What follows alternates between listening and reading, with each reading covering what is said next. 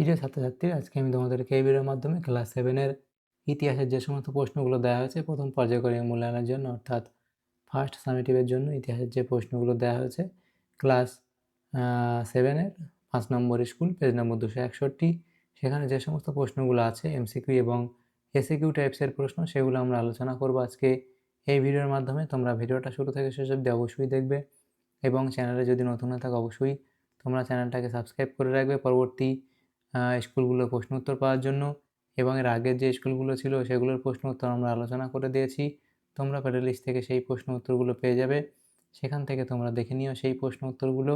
আজকে আমরা আলোচনা করব এই 5 নম্বর স্কুলের প্রশ্ন উত্তরগুলো, 261 নম্বর পেজে এমসিকিউ এবং এসিকিউ টাইপসের প্রশ্নগুলো।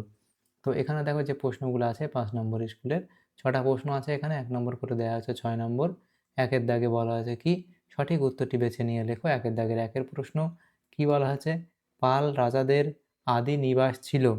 পাল রাজাদের আদি নিবাস ছিল, সেটা হবে অপশান এ, অর্থাৎ বরেন্দ্র অঞ্চলে। এর পরবর্তী প্রশ্ন, দাক্ষিণাত্যে রাষ্ট্রকূটরা ছিল। দাক্ষিণাত্যে রাষ্ট্রকূটরা ছিল, তাহলে এখানে হবে কর্ণাটকের চালুক্য শক্তির অধীনে। এর পরবর্তী প্রশ্ন বলা হয়েছে, দেখো, উত্তর এবং দক্ষিণ রাঢ়ের মাঝের সীমানা ছিল। উত্তর এবং দক্ষিণ রাঢ়ের মাঝের সীমানা ছিল, তাহলে সেটা কোনটা হবে? সেটা এখানে হবে, দেখো, অপশান সি, অর্থাৎ অজয় নদ। এর পরবর্তী প্রশ্ন, বখতিয়ার খলজি মারা যান। তাহলে বখতিয়ার খলজি মারা যান 1206 খ্রিস্টাব্দে, অপশান সি হবে এখানে সঠিক উত্তর। এর পরবর্তী প্রশ্ন, চক্রপাণি দত্ত ছিলেন।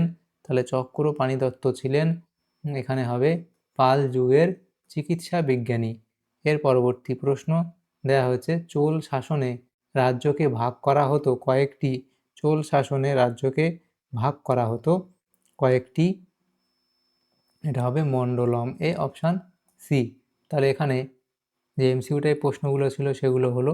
এর পরবর্তী যে প্রশ্নগুলো এখানে আছে দেখো, সেখানে কি বলা হয়েছে, 2-এর দাগের প্রশ্ন, শূন্যস্থান পূরণ করো। তাহলে 2-এর দাগে শূন্যস্থান পূরণ করতে বলা হয়েছে। 2-এর দাগের একের প্রশ্ন বলা হয়েছে, 712 খ্রিস্টাব্দে আরবি মুসলমানরা ড্যাশ নেতৃত্বে সিন্ধু প্রদেশে অভিযান করেন। তাহলে এটা হবে কি, মোহাম্মদ বিন কাসিমের নেতৃত্বে। তাহলে এটা হবে মোহাম্মদ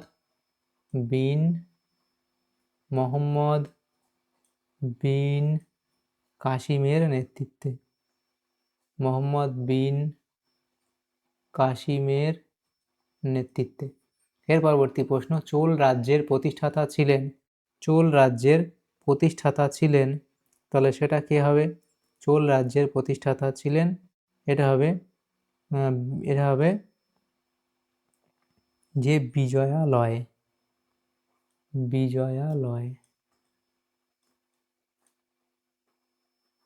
এর পরবর্তী প্রশ্ন, পৃথিবীর সর্ববৃহৎ বৌদ্ধ কেন্দ্র অবস্থিত। পৃথিবীর সর্ববৃহৎ বৌদ্ধ কেন্দ্র অবস্থিত, সেটা হবে বড়বুদুর।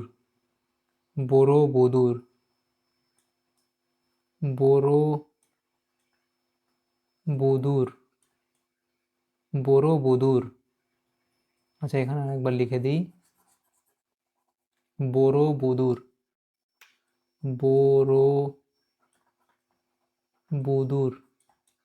তাহলে এটা হবে কি, বড়বুদুর।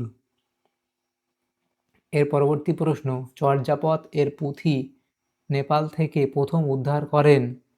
তাহলে সেটা হবে হরপ্রসাদ শাস্ত্রী।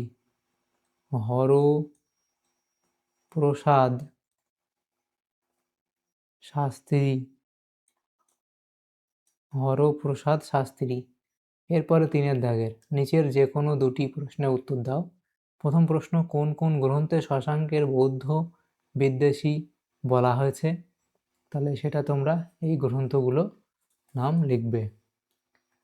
এর পরবর্তী প্রশ্ন, অভিযোগের কারণ লিখতে পারো।